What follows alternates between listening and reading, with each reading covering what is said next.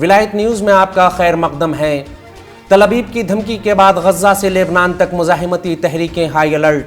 صہیونی دشمن کی طرف سے مزاحمتی قیادت کو قتل کرنے کی دھمکیوں کے بعد غزہ میں فلسطینی اور بیرون ملک بالخصوص لبنان میں مزاحمتی گروپ پوری طرح سے مستعد ہیں اور انہوں نے سخت اور بے مثال حفاظتی اقدامات کیے ہیں۔ فلسطینی مزاحمت کے باخبر ذرائع نے العربی الجدید کے ساتھ گفتگو کرتے ہوئے بتایا کہ خاص طور پر مغربی کنارے میں مزاحمتی کارروائیوں میں شدت کے بعد مزاحمتی قیادت نے صہیونی دشمن کی دھمکیوں کو سنجیدگی سے لیا ہے۔ صہیونی حکومت ان کارروائیوں کا الزام غزہ اور لبنان میں حماس اور اسلامی جہاد کے رہنماؤں پر عائد کرتی ہے۔ مزاحمتی تحریکیں غزہ کے فضائی حدود میں اسرائیلی حکومت کے جاسوس ڈرون پر بھی نظر رکھے ہوئے ہیں، جو عام طور پر معلومات جمع کرنے کی کوششوں میں مصروف ہیں۔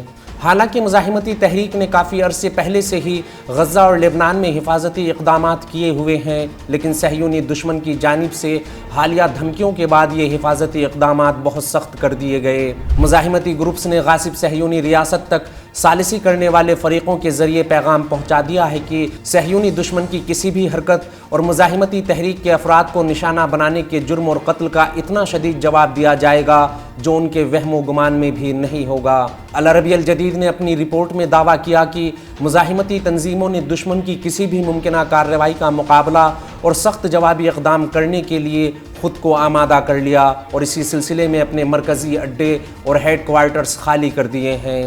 فلسطین کی ممتاز مزاحمتی تحریک حماس نے اسرائیل کی جانب سے مزاحمتی قیادت خصوصاً جہاد اسلامی فلسطین کے سربراہان کو نشانہ بنائے جانے کی خبروں کے درمیان مصر کی وساطت سے واضح پیغام دیا ہے کہ فلسطینی مزاحمتی تنظیم کسی بھی قتل کی صورت میں صہیونیوں کے لیے جہنم کے دروازے کھول دے گی۔ اس خبر میں فی الحال اتنا ہی۔ قومی، بین الاقوامی اور عالم اسلام کی اہم خبروں سے باخبر رہنے کے لیے ولایت نیوز سے جڑے رہیے۔